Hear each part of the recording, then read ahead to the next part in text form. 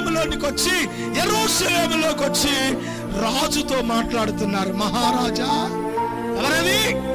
తూర్పు దేశపు జ్ఞానుల కొన్ని వందల మైళ్ళ నుండి వచ్చారా?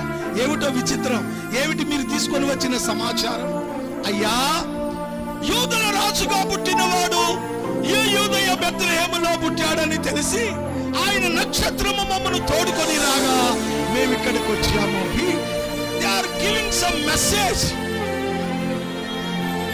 ఒక శ్రేష్టమైన ఎ గుడ్ న్యూస్, ఒక శుభవార్త, ఒక సువార్తను తూర్పు దేశపు జ్ఞానులు అంతఃపురంలోనికి తీసుకుని వచ్చి హేరోదుకు చెప్తున్నారు. మహారాజా, ఇదిగో లోకరక్షకుడైన మెస్సయ్య, పాపులను పాపము నుంచి విడిపించే ఏకైక నిజ దేవుడే శరీరధారిగా మెస్సయ్య రూపంలో కన్య గర్భాన యూదా బెత్లెహేములో పుట్టాడని మా శాస్త్రం చెప్పగా ఆయన నక్షత్రము వెంటబడి మేము ఈ దగ్గరకు వచ్చాము. మీ దేశంలో, మీ ప్రాంతంలో మహా అయితే మీకు ఒక 8 మైళ్ళ దూరంలో యేసు పుట్టాడు, సువార్త అందించబడింది.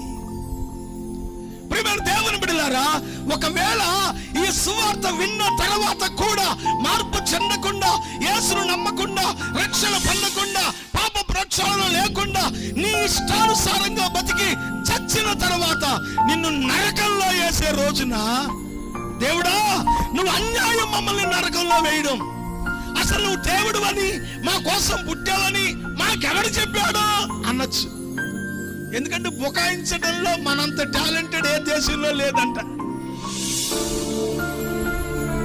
ఊరికినే బుకాయించేస్తాం, కళ్ళ ముందే అబద్ధం చెప్పేస్తాం, అప్పటికప్పుడే మాటలు మార్చేస్తాం. సో నీకున్న టాలెంట్ ఎంతో ఉపయోగించి అసలు మాకు నువ్వు పుట్టిన సంగతి తెలవదు అన్నావనుకో, అప్పుడు ఈ కోటాలకు వచ్చిన పాదిని అందరిని పిలుస్తాడు. పేతురు, ఓలేటి పేతురు గారు అక్కడ రావాలి పిలుస్తాడు. ఇగో ఈయన ఓలేటి పేతురు గారు మీ ఊర్లో సాక్ష్యం చెప్పాడు, నువ్వు నేలికి కూరుకో. ఆ తర్వాత రోజున ఇదిగో ఫలానా రబ్బూని గారు వాక్యం చెప్పాడు, ఒక రోజున చక్రవర్తి గారు చెప్పాడు పరమగీతాల గురించి, ఒక రోజున ఒనేసిం గారు, ఒక రోజున విక్టర్ పాల్ గారు, ఇలా ఒక్కొక్కరు చెబుతూ వచ్చారు. ఆఖరి రోజున ఆ గడ్డ పైన వచ్చాడు. ఇగో ఈయన చూడ, వాళ్ళనైనా తప్పించుకోవచ్చు అని గడ్డాన్ని తప్పించుకోవడం కుదరదుగా. ఈ గడ్డాన్ని ఎక్కడ చూసినట్టు ఉందరా, ఆ మూల బాడపారాలకు డబ్బులు కట్టాడు మొదలుకొని ఈ మూల బాకేసేవాడు దాకా ఈయన తెలుసా. సర్పంచ్తో సహా నన్ను గురించి సాక్ష్యం చెప్పాల్సిందే. ఆయన పంతులు గారని మా ఊరు వచ్చాడు.